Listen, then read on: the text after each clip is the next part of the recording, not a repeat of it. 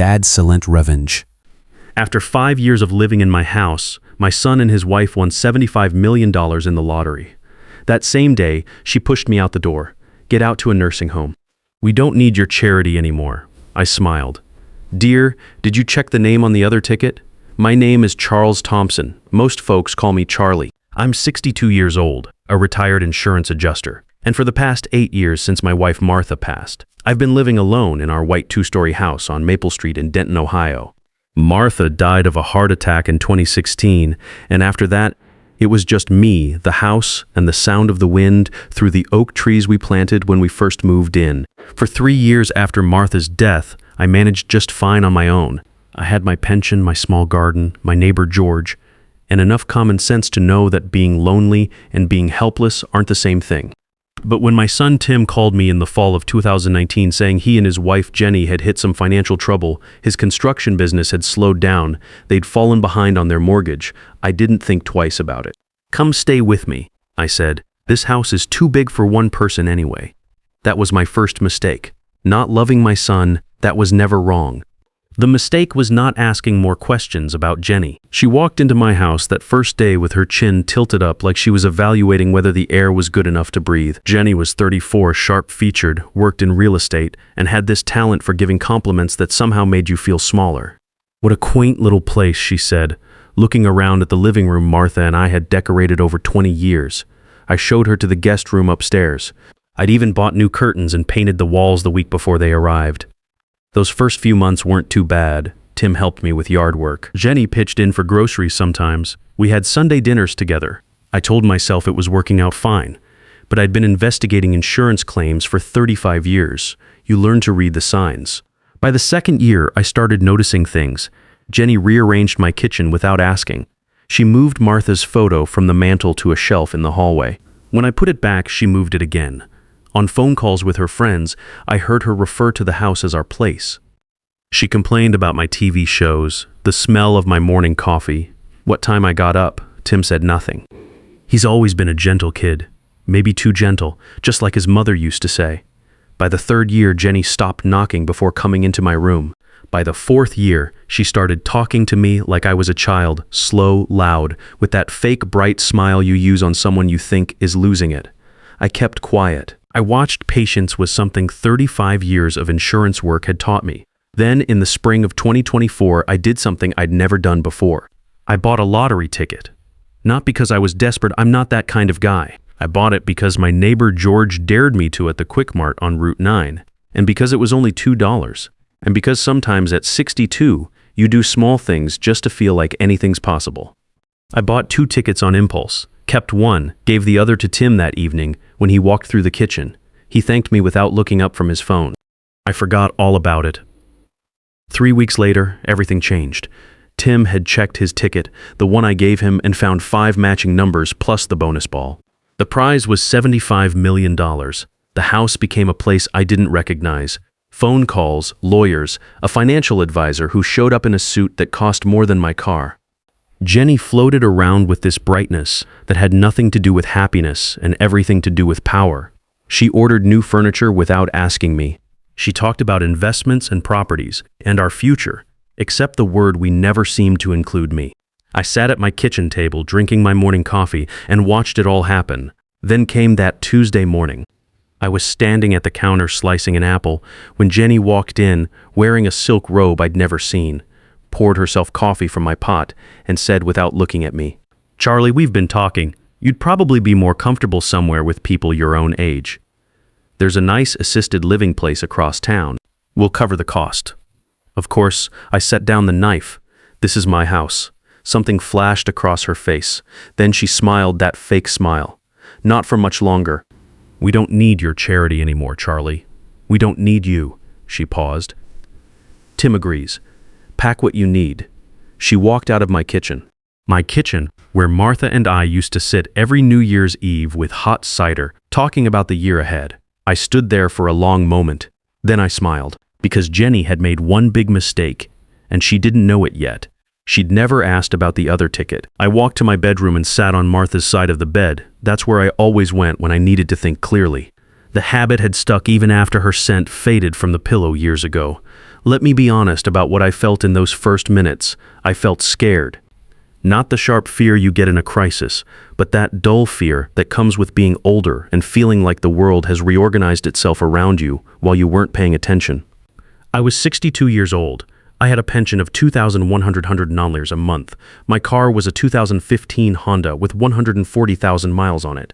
And the two people I'd sheltered and fed for 5 years had just told me my services were no longer required.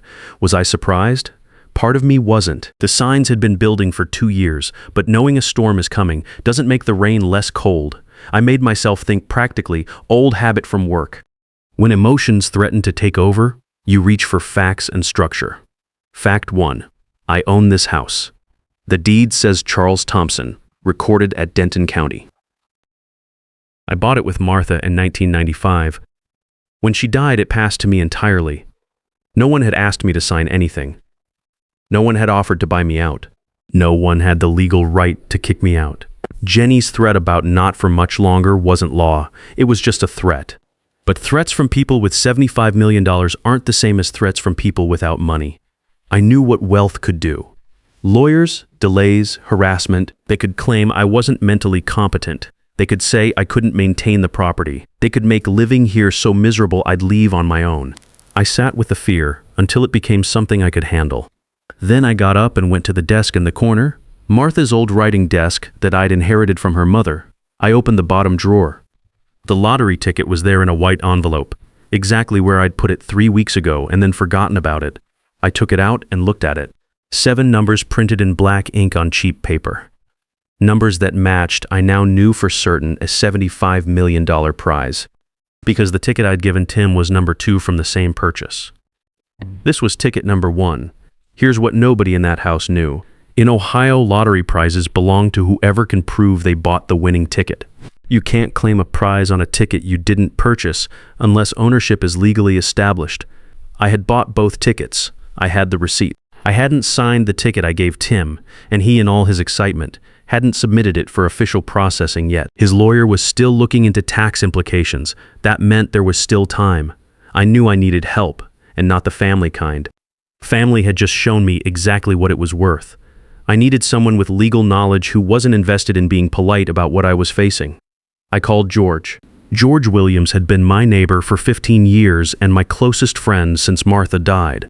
He was 69, drove a pickup truck, grew tomatoes that put mine to shame, and had zero patience for nonsense. He answered on the second ring. "Charlie, you never call before noon unless something's wrong." "Something's wrong," I said. I told him everything. The tickets, the scene in the kitchen, Jenny's words, the $75 million, my ticket in the drawer. I spoke steadily, the way I used to report claims to supervisors. When I finished, George was quiet for a moment. "You got a lawyer?" "Not since Martha and I bought the house. My nephew Dick is in family law up in Columbus. Good guy, doesn't waste time. Can I call him today?" "Yes. Don't tell Tim or Jenny anything," George said. "Not one word. If they ask where you're going, you're visiting a friend." "Can you do that?" "I investigated insurance fraud for 35 years, I said. "I think I can keep a secret from a 34-year-old. George laughed, and for the first time that morning, something in my chest loosened up. The plan was simple. Find a lawyer. Figure out what I actually owned and what rights I had. Then answer the question that had been circling in my mind since I looked at that ticket. Was it too late? Or was there still time to change what was about to happen? 2 days later, I drove to Columbus. I told Jenny I was visiting an old colleague from work, which was close enough to the truth.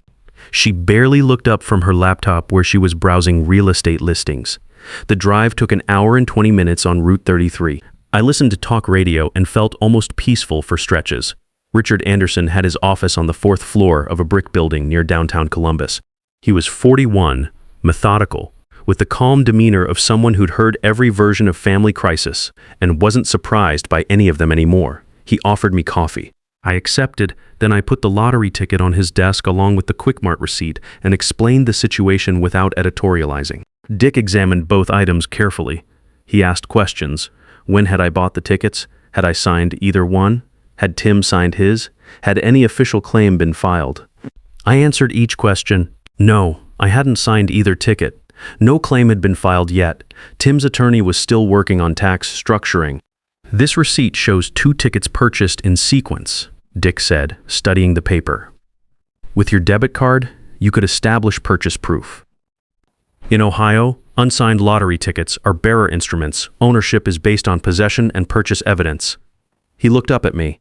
But you gave 1 ticket voluntarily to your son. That complicates things. Does it kill my claim? Not necessarily. You gave him a piece of paper as a gift. But the gift of a ticket and the gift of its winnings are 2 different legal questions, especially when the ticket was bought with your money and there's no documentation of transferring the prize rights. He paused. The real issue is timing. If Tim files his claim before we take legal action, the commission processes it and the money moves. Once that happens, getting it back becomes much harder. How long do I have? Claims this size require original ticket submission and identity verification. With the tax planning his lawyer's doing, I'd guess 10 days, maybe 2 weeks before they submit. What do I do? Dick set down his pen. First, I draft a legal notice asserting your ownership interest and notifying the Ohio Lottery of a disputed claim. This doesn't freeze the prize, but it creates an official record before any claim gets filed. Second, we document everything. The receipt, your bank statement showing the card transaction, a sworn statement from you about the circumstances. He looked at me carefully. This won't be invisible. When they get the notice, Tim and Jenny will know. I figured. Are you prepared for that? I looked down at the ticket, $2 of paper that had somehow become the center of everything. I thought about Martha's photo, getting moved around like it didn't matter. I thought about Jenny's voice. We don't need you. Yes, I said, I'm prepared. Dick started typing. He pulled up the Ohio Lottery Commission's dispute notification system and walked me through it. He showed me the form for asserting competing ownership before official prize submission. He explained that filing early created a paper trail requiring the commission to acknowledge the dispute before releasing funds. It wasn't a guarantee. It was a flag planted in the ground. Then he showed me something that made the room go quiet. He'd searched the commission's database while we talked. Tim's lawyer had submitted a preliminary registration of intent to claim 48 hours earlier. They're moving faster than expected, Dick said. Jenny, I said simply. He nodded.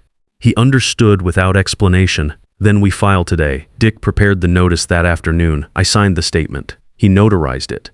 By 4 p.m., the letter was sent certified mail and electronic submission to the Ohio Lottery Commission's legal department, stating that Charles Thompson, as purchaser and original holder of both lottery tickets from transaction 447-9182C at Quickmart on Route 9, maintained legal ownership interest that had not been formally transferred, requesting no prize disbursement pending dispute resolution. Dick walked me to my car. They'll be angry. Yes. Are you safe at home? I thought about that honestly. Jenny's ruthless, not violent. And Tim's never raised his voice to me in his life. Call me if anything changes. He gave me his cell number. Don't discuss the case with them. If they confront you, just say you're getting legal advice. You don't owe them details. I drove home in late afternoon light past fields going brown for winter, and I felt clarity. I'd planted my flag. Now I'd see who came to pull it up. I pulled into my driveway and turned off the engine. Every light in the house was on. I was still in the entryway, keys in hand, when Jenny appeared at the end of the hallway. She was holding her phone, and her expression had moved past anger into something colder. We need to talk. Tim appeared behind her. He looked like he had as a kid when he'd broken something, guilty and scared of what came next. I hung up my coat, set my keys on the hook by the door, walked into the living room and sat in my chair. The recliner Martha had bought me for my 55th birthday that Jenny had twice tried to replace. All right, I said. Jenny sat on the edge of the couch. Tim stood by the window, couldn't quite look at me. We got a call from our attorney this afternoon, Jenny said. Her voice was controlled, working hard at composure. Apparently, the Lottery Commission received a legal notice claiming competing ownership of Tim's ticket. In your name, that's right. The words seemed to hit harder than she expected. Dad, Tim's voice was strained. What are you doing? That was a gift. You gave me that ticket. I gave you a piece of paper, I said. I didn't sign a transfer agreement. I didn't file ownership papers. I have the purchase receipt with my card number, and both tickets were bought in the same transaction. That's not how gifts work, Jenny said. That's exactly how bearer instruments work under Ohio law, I said. Dick had given me those exact words. Jenny's jaw tightened. This is a legal stunt. You're trying to steal money that belongs to us. I looked at her. 2 days ago, you told me to pack my things and leave my own house. You said you don't need my charity. So I decided to take your advice and stop being charitable. Silence, then Jenny leaned forward. Her voice dropped into a register I hadn't heard before. Not quite a threat, but shaped like one. Charlie, you have no idea what you're starting. We have resources now. We can tie this up in court for years. We can challenge your mental competency. At your age, a judge might be very interested in whether you're capable of sound judgment. She let that sit there. Or we can make this go away quietly. You drop the notice, we give you a generous monthly allowance, and you stay in the house as long as you want. Comfortable, taken care of. The room was quiet, except for a car passing outside. I thought about the word comfortable, about what it would mean to accept money from Jenny. To become dependent in my own home, the allowance would be a leash, and the first time I disagreed with her about anything, I'd feel how short that leash was. No, I said. Dad, Tim moved away from the window. Please, this is our family. This isn't worth you stood in that kitchen 2 days ago, I said quietly, while your wife told me to go to assisted living. You said nothing. You agreed. I looked at him steadily. I don't know what this family is anymore, Tim, but I know what this house is. It's mine. Jenny stood up. For a second, I thought she might drop the act and speak honestly, but instead she straightened her shoulders and said, "You'll regret this," and walked out. Tim lingered.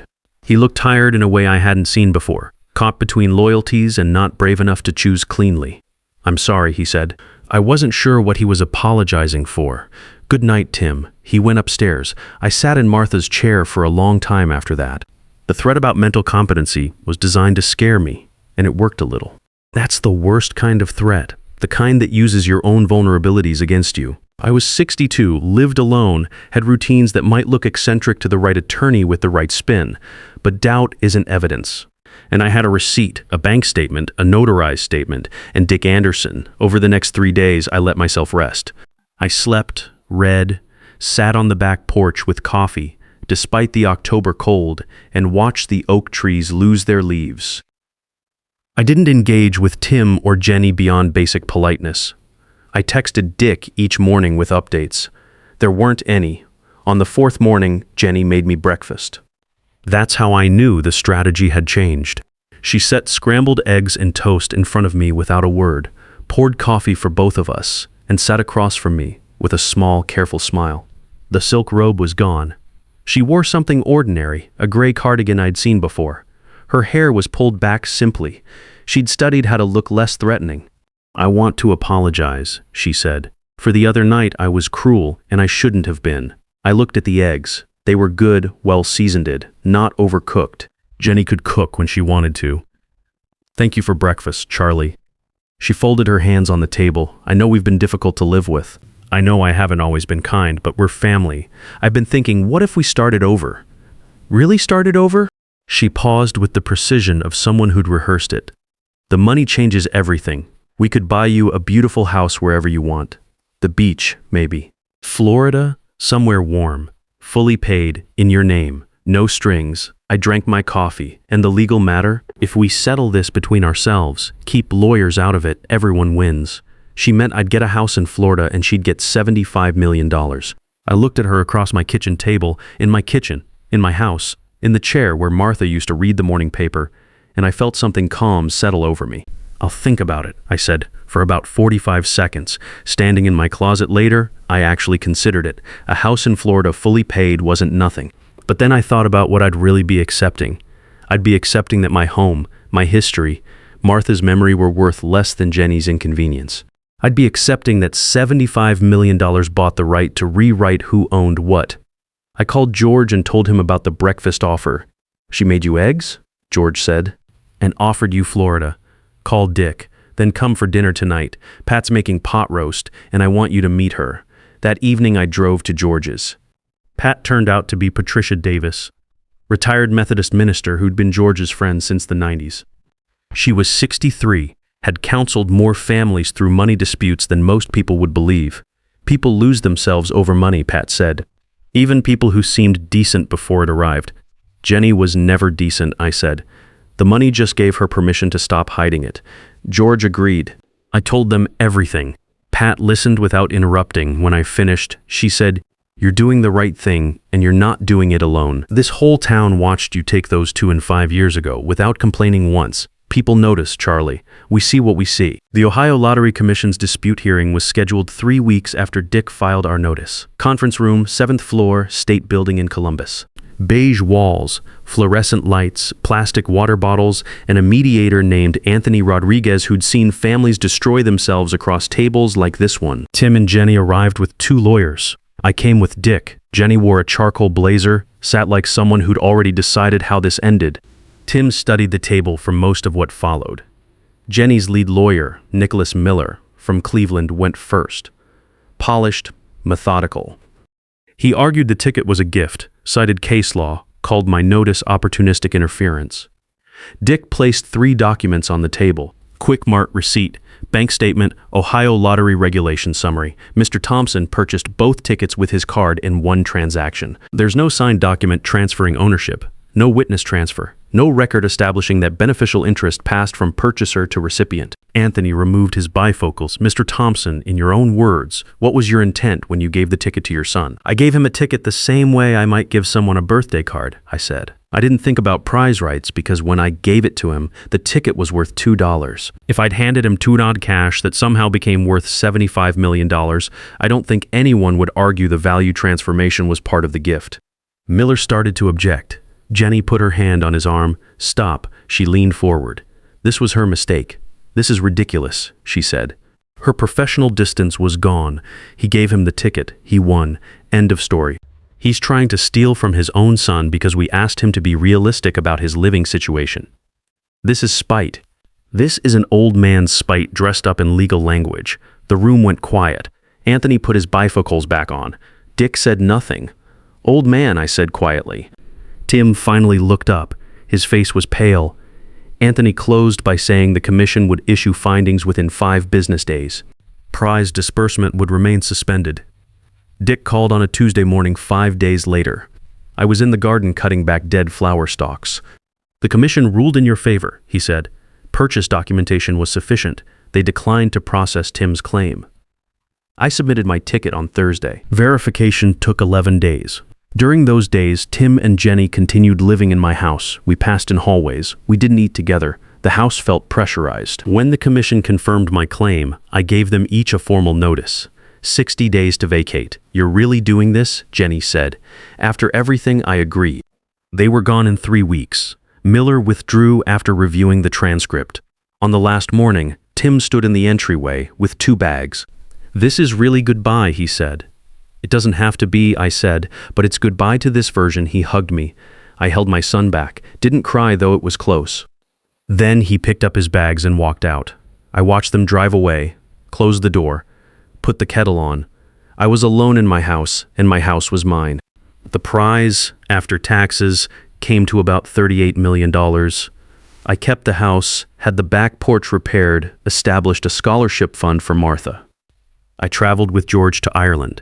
We walked green hills, drank coffee in small towns. George said it was the best trip of his life.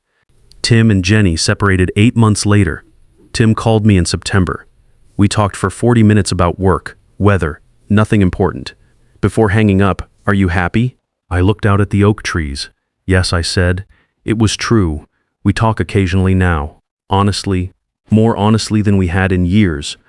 What got destroyed wasn't love. It was the illusion that love without honesty is enough. The townspeople treat me with quiet respect now.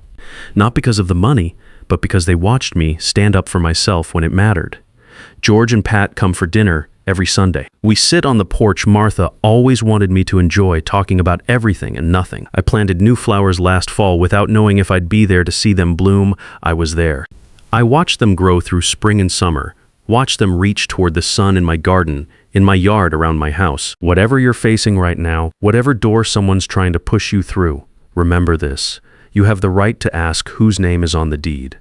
Sometimes the answer might surprise everyone, including yourself. Family isn't about blood or shared roofs.